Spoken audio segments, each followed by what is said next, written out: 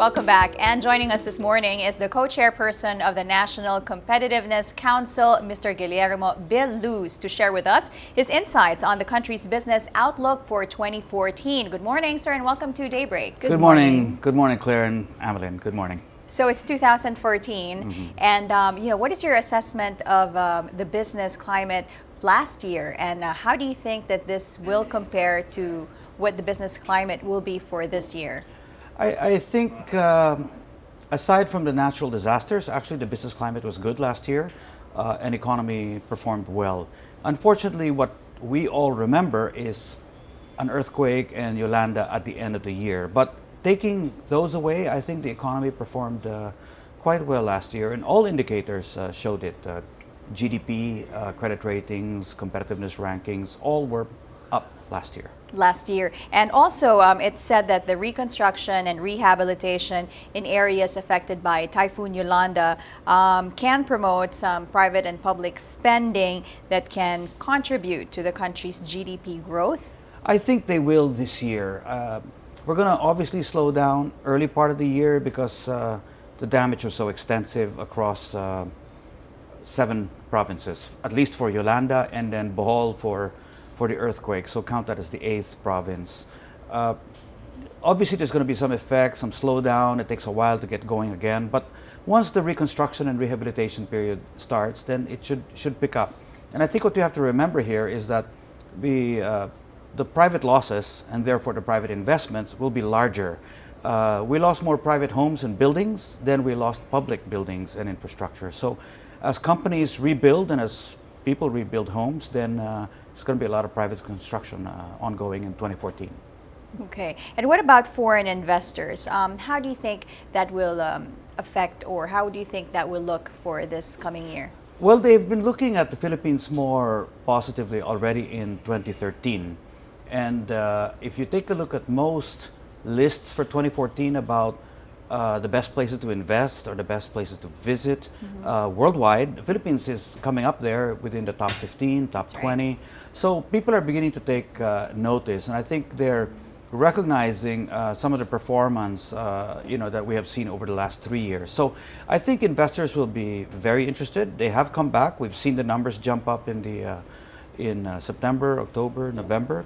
And I think they will continue to look at the Philippines very, very seriously in 2014. What have we done good so far, considering that yearly we've had these natural disasters, and yet the outlook seems to be better than expected? Well, plenty of good has gone on. As I said, natural disasters aside, there are many things that are positive.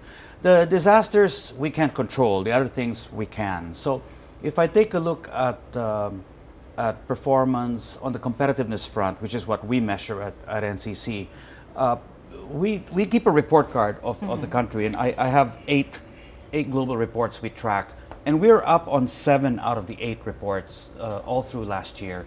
And on the 8th report, we were no change. I mean, we didn't drop, but we didn't gain. But 7 we improved, and we improved in big numbers. We're up by, in some cases, the best performance was the Ease of Doing Business report of IFC. Ease of Doing Business. And we overtook 30 countries in that report. It was the largest jump in the world, just from improvements in how to streamline process and cut red tape. Now, there's still a lot of red tape, but we've made enough cuts to make an improvement of 30 countries. We're going to try to do the same this year. Go up another 30 countries. We create what we call Game Plan 1.0. Now we're on Game Plan 2.0. And so long as the agencies execute and streamline, we'll jump up. So those are the things that reflect, I think, what's going right. Transparency, we've overtaken 40 countries in 4 years.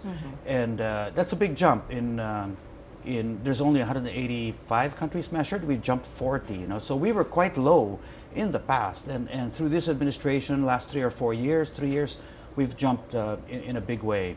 World Economic Forum, we jumped 26 in 3 years. Again, that's one of the biggest jumps worldwide. We used to drop regularly on that survey. So all these things are in recognition of some steps. I think better governance, and we still could use more improvement there. Very strong macroeconomic management. You see that in all the credit ratings, consecutive streak of credit ratings over at least 2 years, if not 3 years, of upgrades back up to investment grade now. So a lot of things are going well. Even the PPP, the public-private partnership projects, they were very slow. I mean, they announced 10 in the first year back in 2010, 2011, and nothing moved. Suddenly 7 are done as of last year. So I think things are coming around and improving, but obviously we still have a lot of problems. What about the power rate increase or the power rate problem that we have? Will that be a cause for concern? Yeah, it is. It has been, actually. We've had very high power rates. Second highest in the region, has been often stated by the business community. And this latest round of increases is of serious concern. And not just the increase, but because of the structure of the industry and the sector, these increases show just how vulnerable we are. Maintenance shutdown coupled with some breakdowns, and suddenly we're short of power. And when we're short of power, they go to the spot market. The spot market has the same suppliers, and you go to the spot market in a shortage, prices will go up. Spot market in a surplus situation, prices will go down, but we're in a shortage. But this is actually a situation that I would say foreign investors can look into and see and say, oh, the Philippines is a country I can invest in because they lack energy, power, and therefore maybe it could be a business opportunity for maybe some industrial development. Yes, within well, the exactly. country. I mean, there are opportunities in infrastructure, including power. So if you take a look again at attracting investors for public-private partnership projects, they're all infrastructure. Airports, roads, Right. Rapid transit, and they're too big, so local companies cannot handle them by themselves, so they take on foreign partners. You've seen the Cebu-Mactan Airport. I think you'll be seeing it in a whole range of other airports. I think at least another 6 more airports that'll be bid out with foreign investors' participation. Power would be the same. I think we're short of power. We need to get more power generating capacity in. And I think the area of renewables and energy conservation as well, it's an ignored area, I think, for us. We should be able to attract more investors in the energy management, energy conservation business, and in renewables. What other businesses do you foresee would be a boom on 2014? I mean, there was a recent survey that says that our real estate market is doing pretty well in Asia. What do you think? Well, real estate has been doing well for several years, driven by commercial properties, residential properties going up. We also see a lot of demand on the BPO side for office space. Retail space also continues to grow. I think the real opportunity is in tourism. Yes. Tourism, I think hotels, resorts, and airports, the transport side. More and more people are traveling, not only domestically, but globally. And the Philippines has really great places to visit. And it's not just the places, but it really is more fun in the Philippines. I mean, anybody who goes anywhere. I was just talking about that with Amelin. I spent my New Year's, on a family reunion. We were 36 people in Where did you Bohol. go? In Bohol, in spite of the earthquake. And people said, even my own family members said, should we really go to Bohol after the earthquake? And I said, why not? If you want to help a place that's tourism dependent, you must go visit the place. That's right. Because you cannot help Bohol by sitting in Manila and doing all your spending here. You help Bohol, or any place for that matter, by going to a place and staying there. Because if you stay in a hotel, you're creating jobs. Exactly. If you're spending in restaurants, you're going around the island, you're sightseeing, you're buying handicrafts and pasalubong. You're helping all the local economy. You're going scuba diving. You're helping the local economy. And they have very good rates also. Yeah, They were giving very good rates and it's a for beautiful the province. holiday. It's a beautiful province to begin with, and the people are very friendly. So, again, earthquake aside, everything is. In fact, you'll be surprised how quickly Bohol is recovering from the earthquake. Within 4 weeks after the earthquake, 2 bridges which were down had been replaced with steel bridges, so the detours have been cut. It's easy to move around. I think the biggest loss to Bohol are the churches. I don't think those are replaceable. They're hundreds of years old, some of them, And I think if you rebuild them, it's just like getting a reproduction. So I think for all intents and purposes, those are gone. But they are still there, I mean, as historical sites. Even in ruins, they are historical sites. So they're still worth seeing. But there's new stuff, you know, there's a fault line, for those who care to see fault lines. Yeah. There's Chocolate Hills is still there, even the two are split, but still interesting to look at. So many things to do. What and about the Visayas? tourism? What about the Visayas? How do you think can we help the Visayas? I mean, think the looking at Bohol Visayas, that when way. it gets rebuilt after Yolanda, potentially some places can be, you know, can recover and will really be nice. I mean, you know, parts of Cebu were always nice, so after they're rebuilt, they'll just still be as nice, I think. Negros, I think Panay, the stretch of Iloilo going to Aklan all the way to Boracay, very nice. And Tacloban and the Leyte area has always been nice, but a bit inaccessible for people because there's not enough flights, not enough hotels. But I think if people take a second look at these places, they will find that these are really beautiful places. Yeah. I'm looking forward to going to Giwan. You know, Giwan, Giwan no one, summer. yeah, no one ever heard of Giwan until Yolanda. Yolanda. And yet now we're hearing Giwan's got great beaches, Right. has an airport, not open to commercial service, but if it were open, it would, you know, create access. And they say Giwan has fantastic seafood. Right. And they that's- export their seafood out of Giwan into Cebu and other places. So It's coincidental. through Tacloban. Yeah, it's just so I have to mention it. It's so coincidental that Amalyn and I were talking about this earlier about the business climate for the year, and I just recently traveled, And you said the same thing. Yeah. It's And- more fun in the and Philippines. in That's these what Claire in was these saying. countries in South America where I went to, most of their economy comes from tourism. Yeah. And when you visit their countries, there's really, I mean, wow, there's a lot. I mean, I'm not being biased, but the Philippines is beautiful, and there's really a lot more places to see and visit in the Philippines compared to some of the countries that I've been to. But they have, you know, they make money through tourism. Yeah, and that's how the absolutely, yeah. people survive in these countries. If you take a look at the Philippines, I mean, just I think 2 years ago, we probably only had about 3 million visitors or something. Now we're 4 plus, and I think we would have probably been closer to 5 if it were not for the earthquake and Right. Yolanda, because the impact is those places are not really attracting a lot of visitors. You know, Eastern Visayas, but when you're in global news, you know, every day for 2 weeks, 3 weeks of nothing but negative news.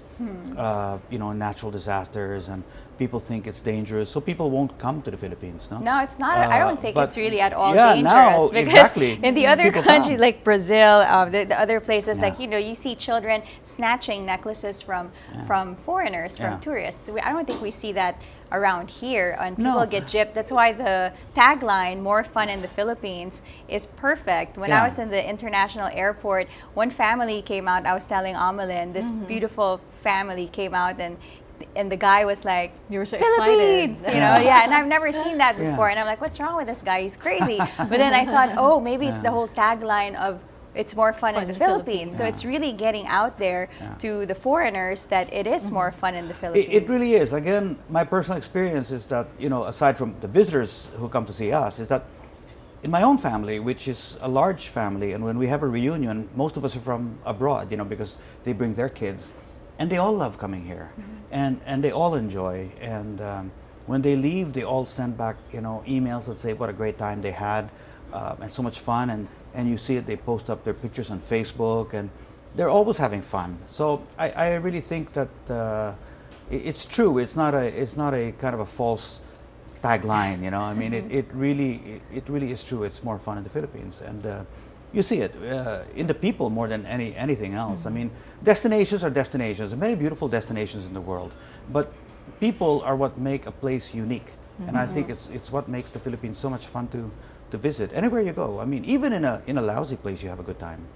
Think about it. I mean, in other places, you see a lousy place and people are grumbling, but Here in the normally Philippines, it's different. It's still people manage to look for the bright spot even in a glum place.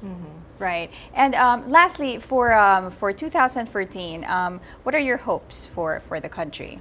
Well, obviously, we want to make people, you know, make the country more competitive. Again, I take a look at our report card. We track everything religiously, and we see it's going up. So if I take a look at our 3-year performance, it's all up double digit except one.